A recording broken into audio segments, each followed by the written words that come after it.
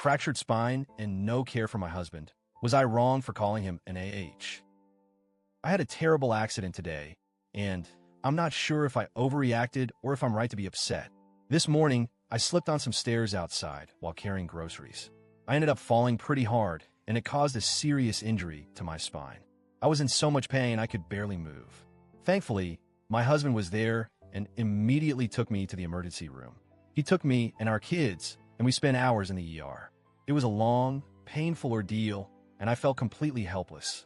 After waiting for what felt like forever, I finally got the diagnosis, a sacrum fracture.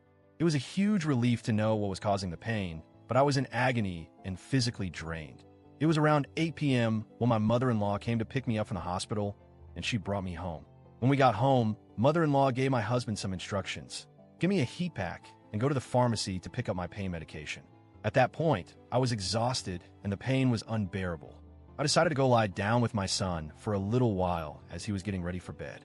I needed some quiet, and I wanted to be with him to comfort him, especially after such a traumatic experience. But when I came back downstairs at around 9:30 p.m., my husband was in the kitchen eating, and it hit me. I hadn't eaten since midday, and I was still in pain. I hadn't been able to move around much, and I felt abandoned. I asked him if he had gotten the heat pack ready like mother-in-law had asked. He said no. I asked if he had picked up my painkillers from the pharmacy. Again, he said no. I was getting frustrated, but I didn't want to make a scene, so I tried to stay calm. I then asked if he could get me something to eat, since I was still too uncomfortable to get up and prepare food myself. He had to get me something to eat after that, but I was still upset. I had already been in pain for hours and hadn't eaten, and I had been waiting for the pain relief that I desperately needed. An hour later, I asked him again if he had gotten the painkillers, and he replied, no, of course.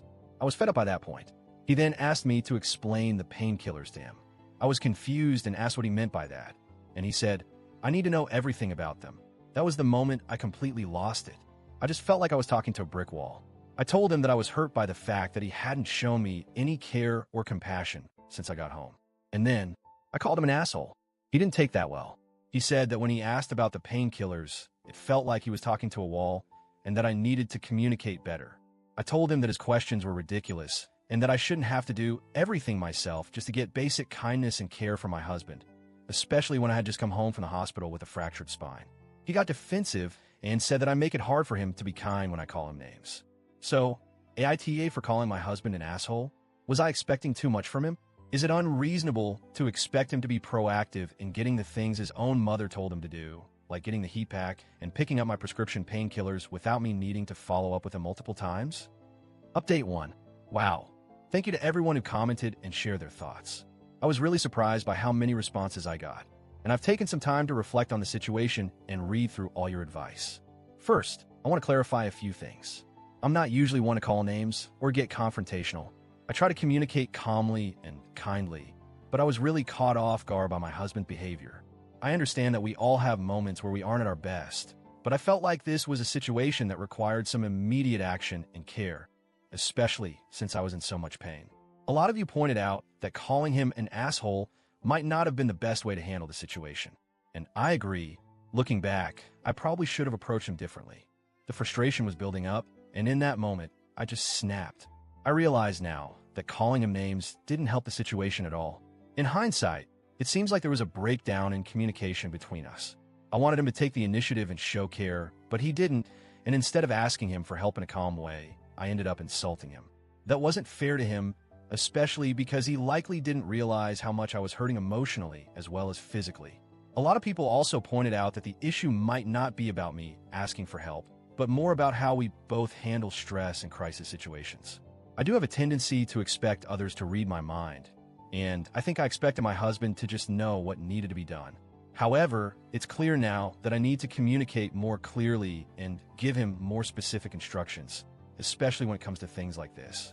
I can't just assume he'll know what to do or that he'll naturally prioritize my needs without me being explicit. One thing I learned from your comments is that this situation might be an opportunity for us to have a serious talk about our expectations and how we can better support each other in tough situations. I'm not trying to attack him, but I do want him to be more aware of how I'm feeling when something major happens. He is usually very supportive, but this particular moment was one where I really needed him to step up, and I felt like he didn't. I've decided to talk to him about everything calmly. I plan to apologize for calling him names, and I also want to explain why I was so hurt by his actions, or lack thereof. I hope this can be a learning experience for both of us. I'll update again after I've had the conversation with him. Thanks again for all the advice and kind words. Update 2. Hey everyone, thanks so much for your patience in waiting for an update. After reading all your comments and taking some time to cool down, I finally sat down with my husband and had a long conversation about the situation. I started by apologizing for calling him an asshole. I told him that I know it wasn't the best way to handle things, and that I regretted letting my frustration take over. I explained that I wasn't angry at him as a person, but that I was in so much pain, physically and emotionally, that I didn't know how to communicate properly. I let him know that I felt abandoned and hurt by the fact that he didn't take action when I needed help. He seemed genuinely surprised by how upset I was, and he admitted that he didn't fully realize how much pain I was in. He told me that when I was asking about the painkillers, he felt overwhelmed and didn't know how to respond. He said that he had a hard time processing everything at once, especially with all the stress of the situation. We talked a lot about how we both handle stress in crisis situations, and it became clear that we have different ways of dealing with things. I tend to expect others to just step in and take charge when something goes wrong, while he sometimes freezes up and doesn't know where to start. This is something we definitely need to work on together moving forward. We both agreed that communication needs to improve and that we need to have clearer expectations for each other in times of stress. I told him that I would be more specific about what I need in the future, and he promised to try to be more proactive when it comes to helping me in situations like this.